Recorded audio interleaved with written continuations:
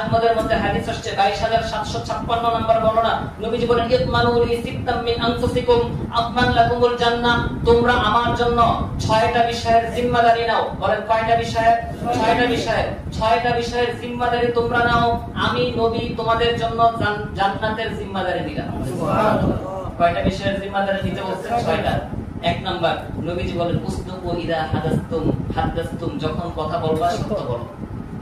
এক নাম্বার জিম্মাদারি আমরা কি নিব? কথা বললে কি বলবো? সত্য কথা বলবো। নবীজি বলেন 2 নাম্বার আউফু ইদা ওয়াআদতুম, ওয়াদা করলে ওয়াদাকে পূর্ণ করো। কারোর সাথে ওয়াদা করছো তাহলে ওয়াদাকে কি করো? পূর্ণ করো। 2 নাম্বার জিম্মাদারি। 3 নাম্বার আদু ইদা তুমিনতুম, তোমাদের কাছে আমানত রাখা হইলে সেই আমানতকে রক্ষা করো। কয় নাম্বার জিম্মাদারি গেল? 3 নাম্বার। 4 নাম্বার ইহফাজু ফুরুজাকুম, তোমরা তোমাদের লজ্জাস্থানকে হেফাজত করো। লজ্জাস্থানকে কি করো ভাই? হেফাজত করো।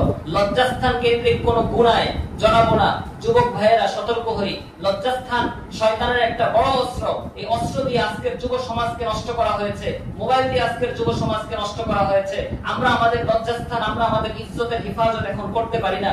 আমরা যদি বয়স্ক যুবকদের মধ্যে যখন জরিপ চালানো হয় তখন দেখা যায় অধিকাংশ যুবক যুবতী কোনো না কোনো ভাবে এই লজ্জাস্থানের খেয়ানতের সাথে জড়িত। কথা বলেন ঠিক কিনা? আল্লাহ তাআলা আমাদেরকে লজ্জাস্থান হেফাজত করার তৌফিক দান করেন। 5 নাম্বার গদ্দু আবসারাকুম, দৃষ্টিকে অবনত রাখো। দৃষ্টিকে কি রাখো ভাই? দৃষ্টিকে অবনত রাখার উদ্দেশ্য কি বলেন তো? বলেন। গুনার দিকে না তাকানো। দৃষ্টিকে অবনত রাখার কি উদ্দেশ্য? গুনার দিকে না তাকানো। দৃষ্টিকে অবনত রাখার উদ্দেশ্য এটা না যে সবসময় নিচের দিকে তাকায় থাকো, এটা না। উদ্দেশ্য হচ্ছে যখন গুনাহ আমার সামনে, গুনার দিকে নজর থাকবে না নিচের দিকে নজর থাকবে?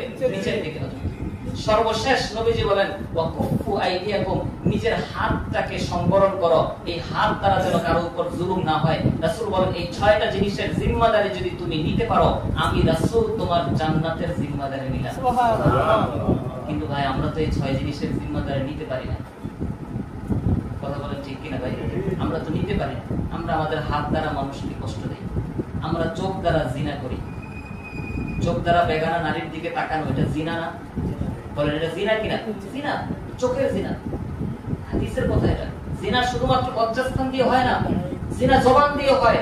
আমি জবান দিয়ে খারাপ কথা বলেছি, বেগানা নারীর সাথে কথা বলেছি, এটা জবানের জিনা করলাম। চোখ দ্বারা আমি গুনাহের দিকে তাকিয়েছি, চোখের জিনা করলাম। কান দ্বারা আমি বাদ্যযন্ত্র শুনলাম, গান শুনলাম, আমি কানের জিনা করলাম। হাত দ্বারা আমি কোনো খারাপ কাজ করলাম, জিনা ব্যভিচারের দিকে হাত বাড়াইলাম, পা বাড়াইলাম, আমি হাতের জিনা করলাম, পায়ের জিনা করলাম। নবীজি বলেন দৃষ্টিকে অবনত রাখো। আরেকটা হচ্ছে তোমার লজ্জাস্থানকে হেফাজত করো। আমানত রাখলে আমানতটাকে খেয়ানত করবে না। কারো কাছে